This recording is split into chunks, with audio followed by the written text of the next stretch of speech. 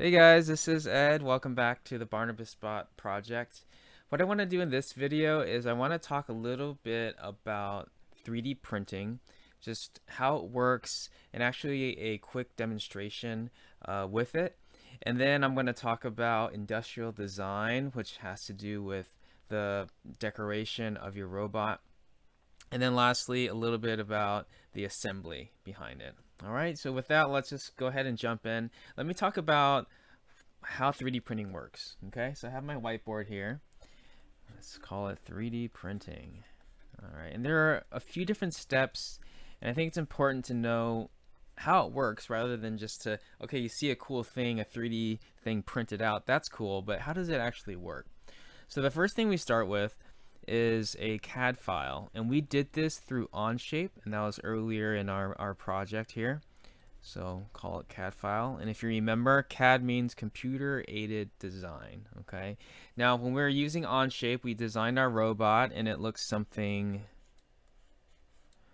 like this, right? A couple arms and feet and had a B on it. That was originally it had a B, and then you customized it so yours will say your name or a different message. Now, what happens with that is that you take this CAD file that's in 3D and you put it through something called the slicer. Now what the slicer does, it actually slices up your robot, kind of like sliced bread. Okay, so same situation here, but sliced up layer by layer. Now why does it do that? Because later it's going to take all those slices and stack them on top of each other to make a robot again, and I'll show you how that happens. So we're about halfway through. We're moving along here. So we slice it up, and then this becomes something called G-code. So after the slicer, what comes out is G-code. Now G-code is the special code that 3D printers understand so that it can build your robot back up together. All right. So this G-code goes into a 3D printer. Okay. Now let's talk about this 3D printer. Well, if we look here, you can see my little screen there on the bottom right. So this right here is what's called filament. It's blue colored. I made it blue so that you guys could see it, and it looks like a stringy material, and or like a coil or like a slinky. And it's basically a special type of plastic. This is PLA. That's the type of plastic that I'm using today. There are a whole bunch of different types of plastic for 3D printing, and they have different advantages and disadvantages. The two most popular plastics you're going to find in the market are going to be ABS or PLA. Okay, so that's what we'll say for now. There's probably a lot of stuff that you could go into in terms of learning about the different plastics, but for today, the two different types, ABS and PLA. The reason I like to use the PLA is because I don't need to use a heated bed, so it's easier to print. And that will make sense in just a second. What is a heated bed, right? So that'll make sense in a second. So let's first, for our 3D printer, I'm going to draw a little coil here. Okay, this is our filament. And what happens is the filament, which is that hard, slinky material, right? It's like flexible, but still rigid, still hard. It's going to go into what's called an extruder.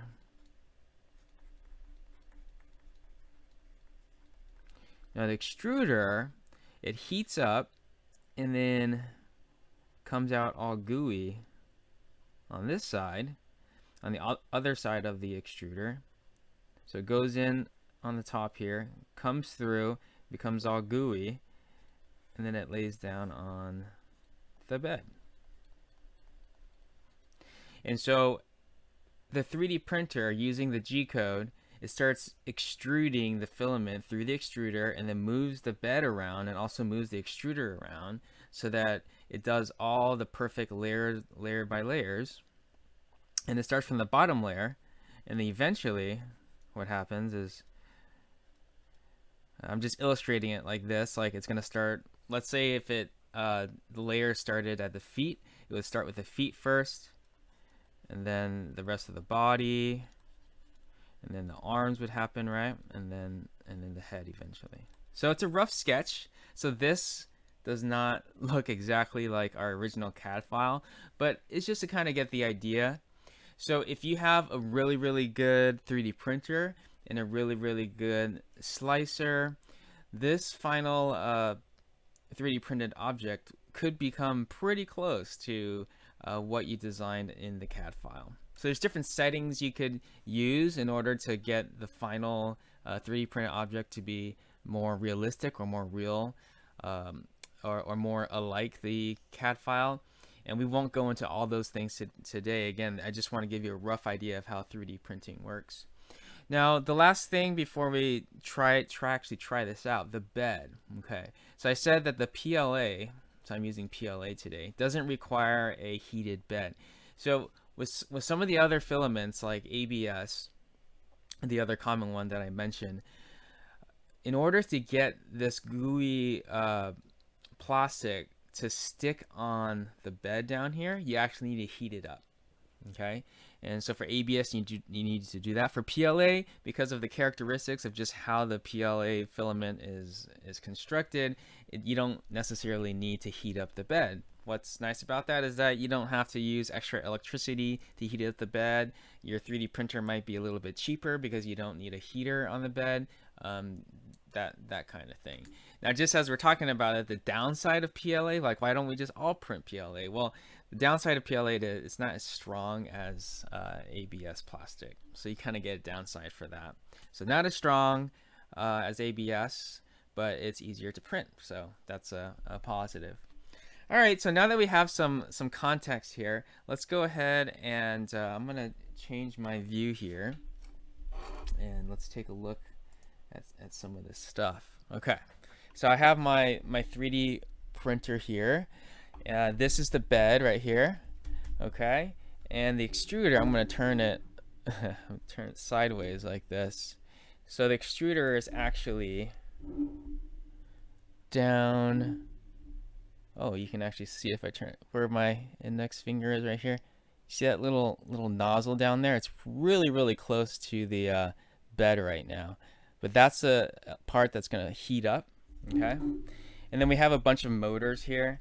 Okay, we got a motor. This motor right here, this is an example of a motor. There's actually 4 of them on here, and they're all going to move around in order to take this filament. This is my filament here. You see it says PLA. All those motors are going to work together and move around, and it's going to get the melted filament to go on this bed to look like whatever CAD file I give to it. So the first thing I'm going to do, I'm going to go ahead and load up my 3D printer. Do move this over so you can see it. Okay, so this right here, just so they're all designed a little bit differently, but this right here is a little knob that you can turn, and as I'm turning, it takes this blue filament and feeds it through this tube. Okay, so you can't really see it go through, but I'm just gonna talk you through it so you kind of know what I'm doing, right? So I'm feeding it through, and let me fix my getting things set up here. Feeding it through until it stops. Now it's going to stop when it gets to the extruder. So this white tube goes all the way into here, and then this red part right here is the top of the extruder area. This red part right here where my finger is. Okay, now it's going to stop. It's not going to go all the way through, and the reason being because it's not melted yet. Right? Because once it's all melted and gooey, it would just keep going through, but it's not quite on yet. Okay, so that's set up. Let me go to our CAD file here, and let me change our view here. Okay, so I have a CAD file here, and so I need to export it. So I'm going to do a right-click, export. This is from Onshape, and we have our front plate. I'm just going to call this Ramos because it says El Ramos right there. Cool. It's down there. Then I'm going to open my software here. right, I'm gonna load in Ramos, and there is my CAD file. Now, if you remember, what's the next thing we need to do? We need to run it through a slicer. So first, but before I do that, I want to figure out how to print this. Okay, so if I print it like this, so this gray area is the bed. If I print it like this, it's not going to really work very well because it's not going to be balanced. Okay, so what I want to do is I want to lay it down flat so that when the layers go on top of each other, it's more stable. So I'm going to do the rotation here. Let's see here. There we go, and then do this lay down. Oh, you can't see here. Yeah. What I was doing is I was doing this thing. Okay. Lay it down, put this lay down flat tool. Okay. And then that looks pretty good. All right. Now you see on the top here, I have slicer. I'm going to do a slice. And there you go. You saw a Z earlier because it was a file from previously, so that's why it was out of sync for a second. But just in case you're like, what's that Z about? But don't worry about that Z. That was just from a previous file. But now we have our sliced up El Ramos front plate here, and I'm gonna do this. Click here, show travel moves. This has to do with like the simulation. You can actually see it on this like animated 3D printing before we actually try it. But we're just gonna go ahead and try to print this thing here. All right, so how do we do this? Well, I have my 3D printer view here. I'm gonna move it up. Okay, move my camera view up. Let's go ahead and turn on the power. I'm going to plug it in.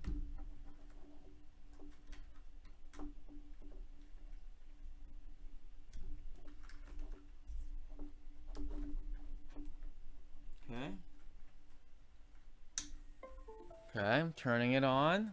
So now you probably heard that. You probably hear a fan going off. That's to keep it from overheating. And then I'm going to connect my printer. So there's a USB cable right here. That's how it's connected to my computer here. I'm going to connect. And it just takes a second here. Just make sure I pressed it. Maybe I didn't actually press it. Okay, I'm connected. Cool. And then just press start print. Okay, you see some stuff moving now, right? Okay, let's make sure we can see everything here. All right, so now what's happening is that Extruder is going to be heating up.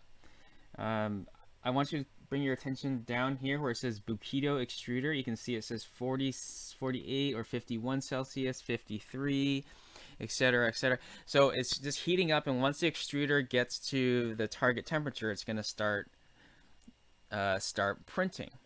And what is the target? If you look to the right here, it says 200, and I believe my settings on my slicer also were around 200. So it should be, once it gets to around 200 degrees Celsius, it's going to start printing.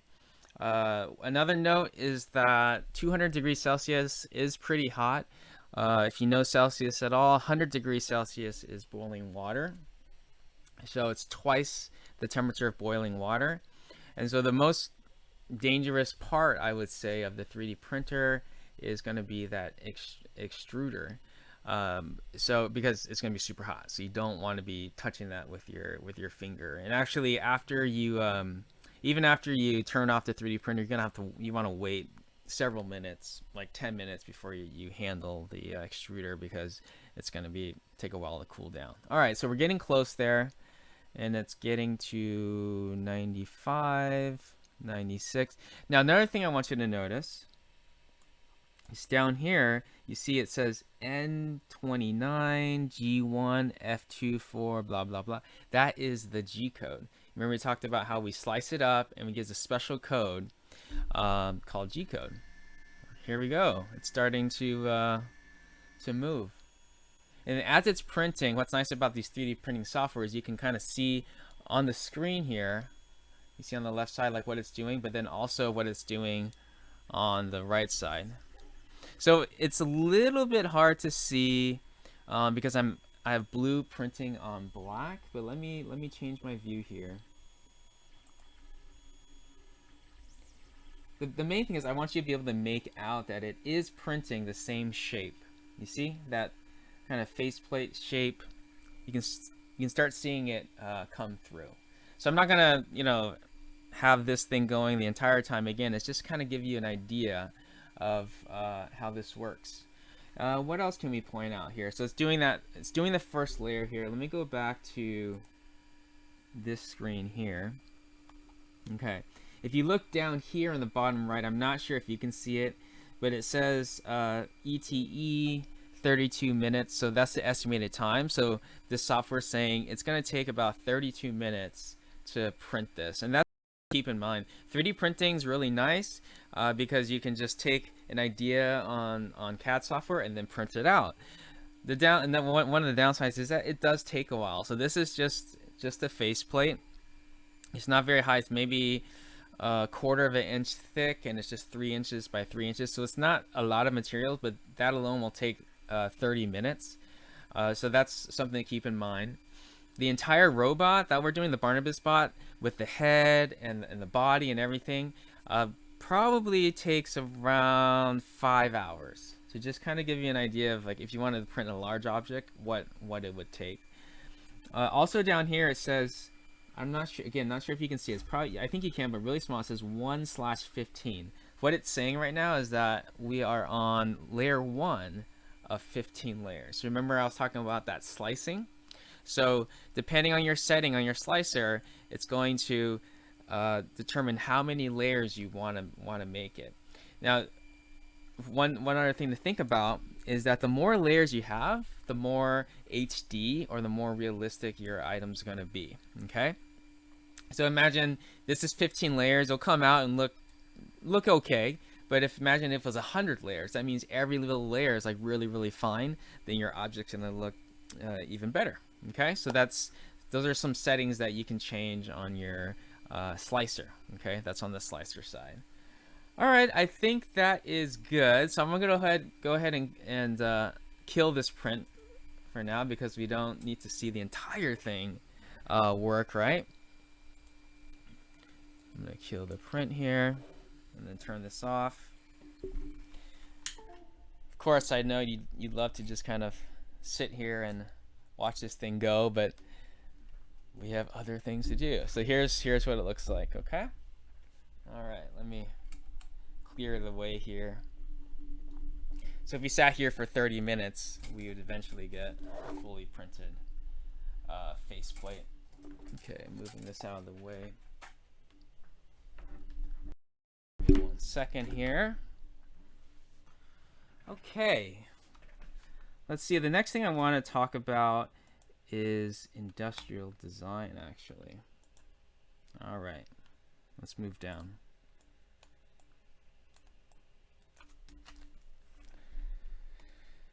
Industrial design.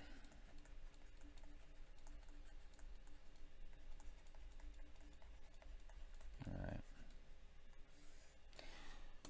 So once you get your parts, you're gonna have, you can see in my bottom right there, the body is like this, and it's gonna be white color. I was using blue just for the demonstration, but we'll have it'll all be white color. Your faceplate, you have a dome head, and arms, all white color.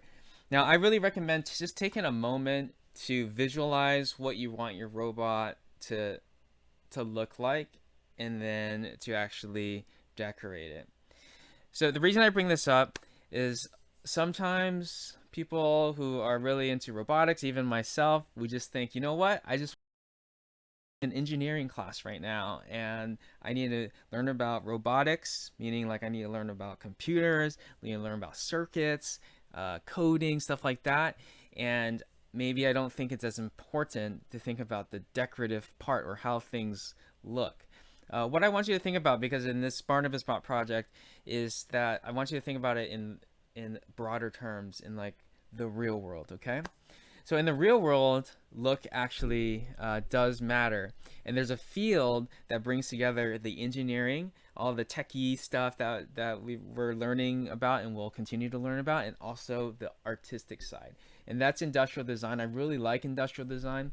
So a kind of an easy way to think about it is like this. Industrial design has two components. Number one is function.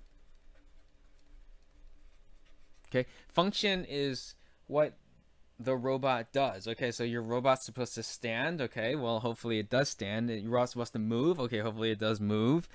Your robot is supposed to have, you're going to learn about this later, like it has blinking lights. It's supposed to make sound. So that's the function of things. So whenever you're doing industrial design, and if you're in the real world, like you're a company making products and you're trying to release this product like an iPhone, you better make sure that it does its basic functions, right? Imagine you have an iPhone and it doesn't make phone calls. That's not really going to be a successful product, right? So whatever you're trying to do, make sure that it does work. And that's where we bring in the electrical engineers, computer engineers, mechanical engineers, all that to make sure it works, okay? So very, very important, okay? I'm not saying it's not important, right? But then there's another side, which I'm going to call beauty.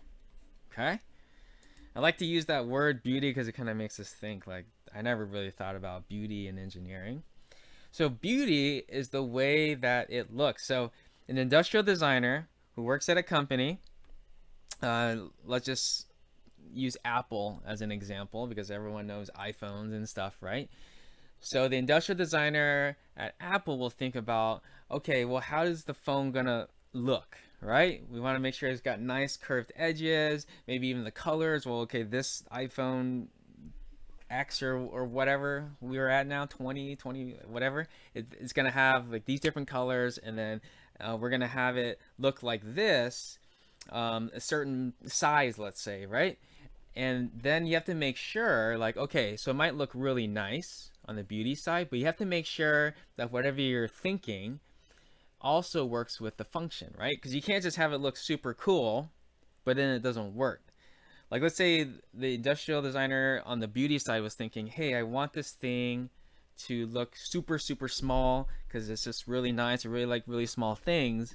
But then on the function side, let's say electrical engineer, mechanical engineer, it's like our camera can't fit in such a small size, so that's not going to work. So actually, that's an example of like it all has to come together, function and beauty. Okay, and this is the real world, and so that's why I encourage you as you're working on the Barnabas-Bot, do give it some thought. Okay, so we are going to be working on the function. Don't worry, we're going to be working on that. I want you to also think about that beauty, that aesthetic, that how it looks side of things. I'm going to leave it at that as I give you this example. Okay, Tesla cars, right? I know a lot of people like Tesla cars. When they first were coming out, I remember talking to someone. He didn't have a Tesla, but he was telling me, man, I love those Tesla cars. And he was saying, oh, the function of them, yeah, it's all electric, pretty cool. It can go 0 to 60 like super fast. I love that. But then at the end of the conversation, he also said, I just think they look super cool, right? And so if you look at this car right here, it was like Model 3, looks pretty cool. And I want you to think, do you think Tesla spends any money at all on industrial design, on the way that the car looks? Because maybe if it looks a certain way, they might be able to sell more cars. I guarantee you it's a big part of their budget. It's not just the function side. It's also the beauty side. All right, so that's a little inspiration of like, okay, take some time. Think about how your robot's going to look. I recommend you could use Sharpies. Acrylic paint actually works the best, but if you don't have access to that, Sharpies are a good option as well. All right, that's my kind of little encouragement on there. Now, lastly, before I close up this video, I'm going to change my view here. Okay, you can see this. All right. So lastly, I want to bring your attention to this, okay? This torso right here. This torso will include 3 motors during the assembly. So the assembly part is pretty straightforward. I'm gonna leave links for you in the comments or the description of this video. Just go ahead and follow those instructions. I'm not gonna do it here. I think it's easier just to follow those instructions. But I want to bring your attention to the motor assembly of the torso. So you have 3 motors, 1, 2, 3. Okay, and then these are the motors here, and they fit. And then they fit in like so. All right. Now there are 2 different methods, and you might have different screws depending on what kit you have. Okay, to assemble these. All right. There's 2 different methods. All right. So this screw right here, make sure you can see this. Okay, this is a self-tapping screw. The way you know it's self-tapping is that it's pointed here at the end. All right, and this is a servo screw. And what happens with this is that you just, let's get this, sorry about that. Okay, let's get this motor back. You just take it and you go through these holes here, and then you just screw it in. It comes with the Allen wrench, the L wrench, and you just screw it in, and then this, the screw right here, self-taps or just eats into the plastic here, this like little blue wing right here, and it just sets in there and you're good to go. So that's super easy. Now there's another method, and this is the Allen wrench here that's would be used with the self-tapping screw. Now you might have a different version where you have the motors, okay, but then you have this. You have this machine screw, and the way you know it's machine screw is like there's no point. But with the machine screw, you have this matching nut here. Okay. So this one is a little bit more tricky, but also good. This machine screw will go through. Okay. And then it'll come with a little screwdriver. Here you screw in. Okay, and then this nut here will go attach to the end of the screw to help fasten this motor on. Okay, let me just see if this is not the right screwdriver, but let's see if I can just get it in a little bit just to demonstrate here. Yeah, I'm making it work.